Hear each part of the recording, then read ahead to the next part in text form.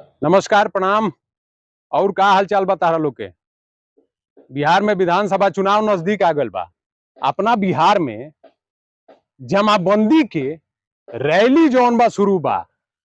राहुल गांधी या तेजस्वी वोट अधिकार रैली कैले हैं, तो भाजपा के बुद्धि से नीतीश बाबू जमाबंदी रैली शुरू कर दिले बारे। अभी हाल ही में हम बिहार गल रही।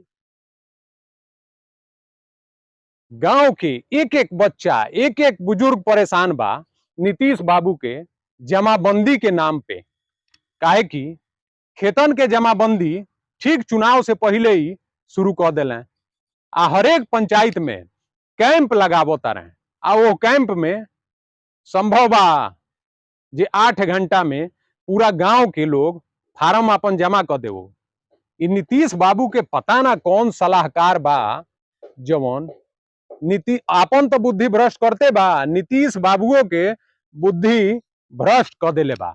आ इनका चलते पूरा बिहार के जनता परेशान बिया, आ झेलतिया। पूरा कोहराम मचल बा, लोग के बुझाते नहीं खे। लोग ही समझता जे जमाबंदी हम ना करेम तो हमार खेत चल जाई, सरकार ले ली।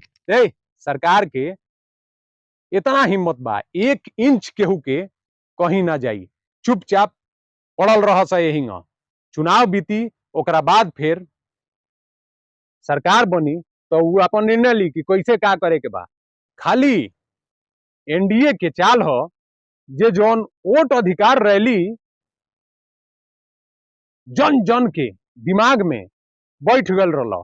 आ पूरा बिहार में गूंजत रहा वोट अधिकार रैली राहुल गांधी या तेजस्वी के।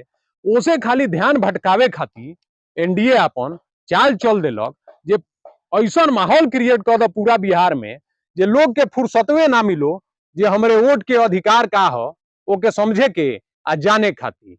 तो लो ना, नीतीश बाबू शुरू कर दे जमाबंदी रैली। अब लाइन में लागल हो, पंचायत के चक्कर काटल हो। ए नीतीश बाबू, अब की के चुनाव तारा के ले डूबी। काहे कि तू भाजपा के ठीक एकदम निशाने पे बारह। प्रशांत किशोर तो अलग जौन बा तार एकदम जौन बा जमीन खत्म करे में लागल बारे, लेकिन सारा चाल भाजपा के है। भाजपा अपन सत्ता कैसे बिहार में बनाई, अब भाजपा अपन तय कर ले बिया।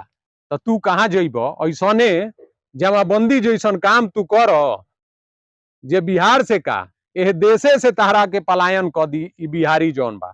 तो भाई लोग एह जमाबंदी पे का सोचता रहो, कमेंट करके अपन राय जरूर दी हो। वीडियो के ज्यादा से ज्यादा लाइक करिए, शेयर करिए, साथ में चैनल के सब्सक्राइब जरूर करिए लो। तब बोलो बिहार की जय।